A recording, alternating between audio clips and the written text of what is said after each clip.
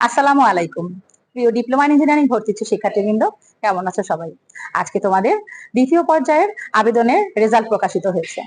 যারা diploma engineering এ chance পেয়েছো সরকারি পলিটেকনিকে, তাদের সবাইকে অনেক অনেক শুভেচ্ছা এবং অভিনন্দন। আর যারা চান্স পাওনি, পছন্দের টেকনোলজি কিংবা পছন্দের প্রতিষ্ঠানে তারা চাইলে খুব ভালো মানের একটি বেসরকারি পলিটেকনিক বেছে নিতে পারো।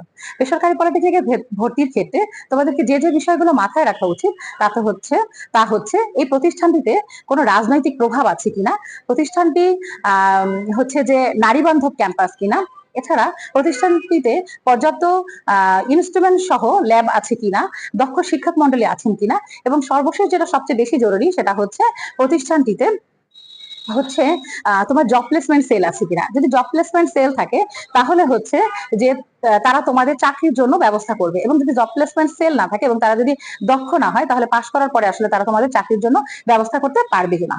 আর টেকনোলজি ভাষার ক্ষেত্রে আমি বলবো তোমাদের অবশ্যই উচিত civil, electrical, mechanical, textile, automobile এবং কম্পিউটার টেকনোলজির মতো টেকনোলজিগুলো বেছে নেওয়া, মধ্যে থেকে যে কোনো একটি টেকনোলজি বেছে নেওয়া।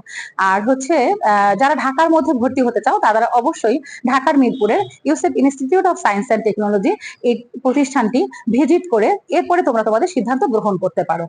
আজকে এই পর্যন্তই। যদি কোনো পলিটেকনিক ভর্তি সংক্রান্ত তোমাদের কোনো কোশ্চেন থাকে তাহলে অবশ্যই স্ক্রিনে দেখানো নাম্বারে যোগাযোগ করো। সবাই ভালো থেকো, সুস্থ থেকো। আল্লাহ হাফেজ।